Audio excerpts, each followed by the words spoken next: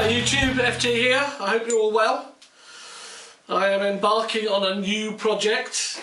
I have this Remington Army 1885 revolver, but the bozo who had it before me decided to take the bluing off it.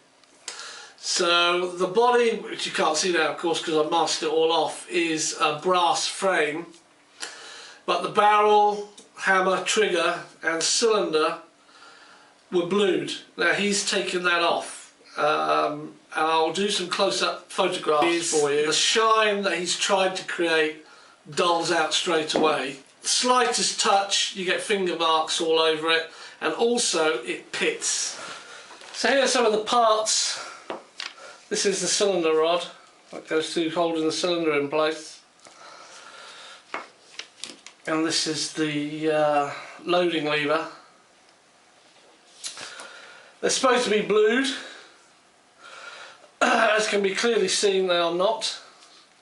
Whoever had this revolver before me had decided to make it chrome looking, so they basically just stripped all the bluing off and then left the revolver unprotected, and as you can see it's got pitting now in the cylinder. I'll take a photograph of that so you can get a better look.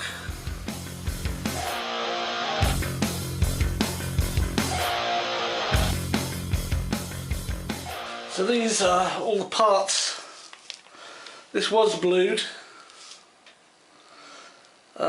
He stripped it off, so I'm going to re-blue this, re-blue the hammer and the trigger. Loading lever, that will be re-blued, as will cylinder rod and the cylinder itself. As you can see, it's got a lot of bad pitting already on this area here. This isn't too bad, this will clean up. I'm a bit worried about this because some of it's quite deep, but we'll see what we can do. And I'll be using this Perma Blue liquid gun blue kit, and it is a kit in that it comes with everything you need. So we've got an instruction booklet here, and if you start at page 9 in the instruction booklet, it's got metal refinishing. So the back half of this booklet is all about the processes you need to go through for the bluing, and I will be following it to the letter because I have not done this before. So we have tiny little sponge, some very fine wire wool, 3 applicators, each for the 3 different chemicals,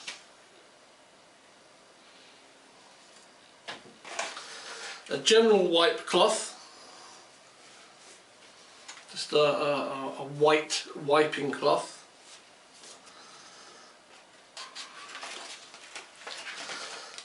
some barricade.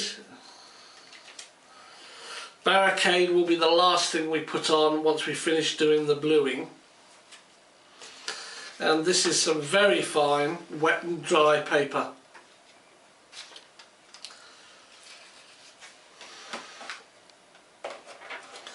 Now the chemicals we'll be using is a cleaner degreaser. The instructions actually say when you think it's all clean,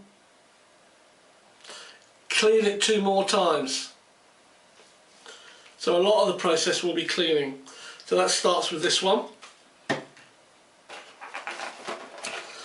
We then have the blue and rust remover. There's no blue on this because it's already been taken off, but there is pitting, so I do want to apply the rust remover. So we'll then use this. After we've used this, we go back to this again, and again I clean it, and when I think it's clean I do it 2 more times. So it's a lot of cleaning.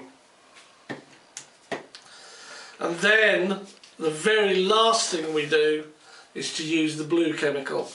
Now the blue, liquid gun blue, is applied through one of these. You apply it to the surface and you basically leave it no longer than 60 seconds. Then it's washed off, wiped down, dried, and depending on how it looks, you might have to use some cleaner again and then reapply. So that's the process. I've got some extra wire wool.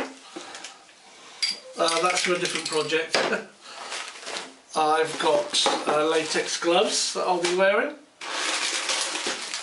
I've got cloth-based wipes, valeting cloths. These will be cut in half. There's 12 in here, so I'll end up with 24. I have goggles to protect my eyes while I'm doing all this. And I have a face mask because there are chemicals here, and it does say keep out of reach of children, caution, protective gloves and eye protection are recommended whilst using this nasty stuff, hence all the protection. And this is it's a 15 litre, but I'm just going to have 2 or 3 litres of water in there, this bucket here, and that will be for doing the washing off. What we're going to be doing is cleaning this barrel and cleaning these pieces. I've got my gloves on. This is the sponge, and this is the cleaner and degreaser.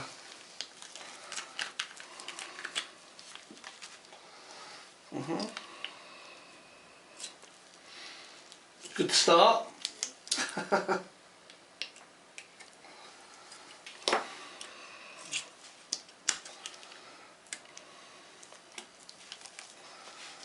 Right. Okay, so we're supposed to soak this sponge. Oh, that's it. And then start just rubbing away.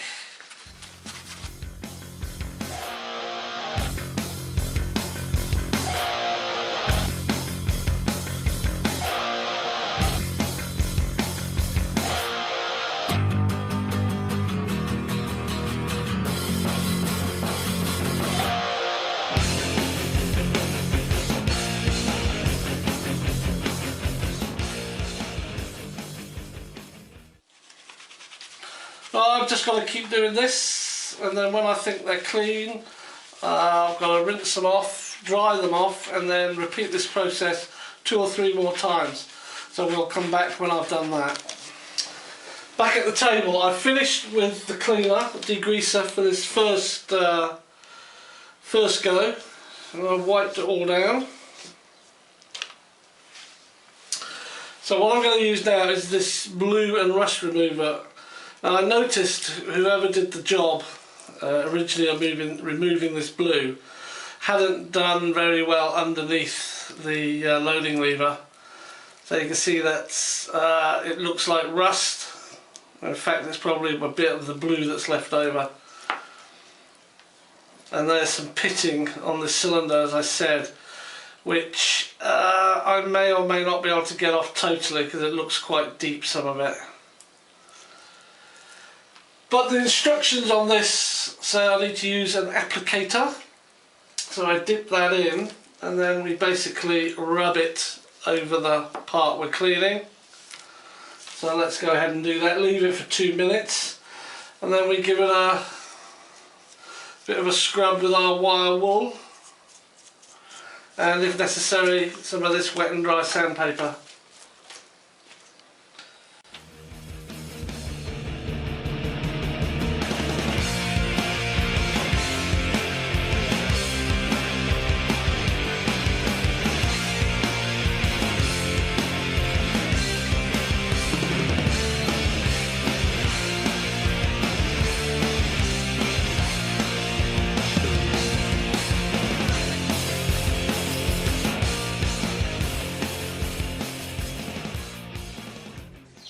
Well, I've got a lot of work to do, so I'm going to keep doing these, and we'll come back when I've finished.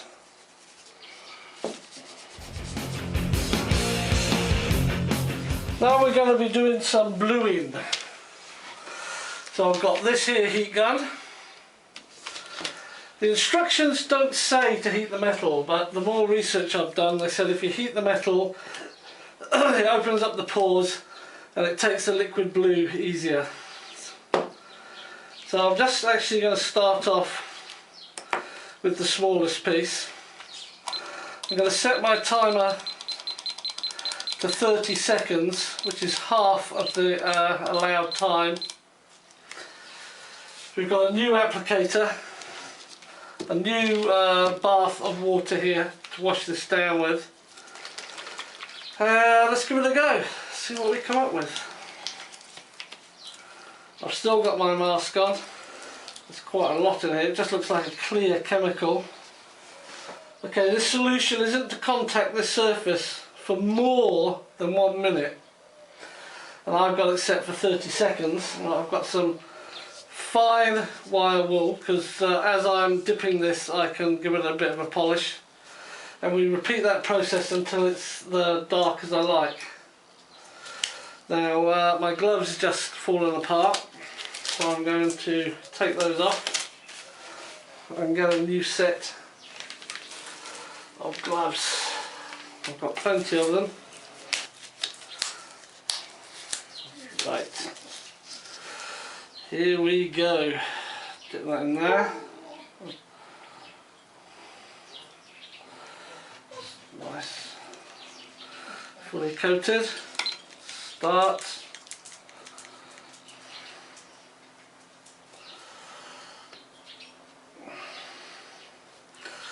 Look how quickly that blinking reacts with the metal.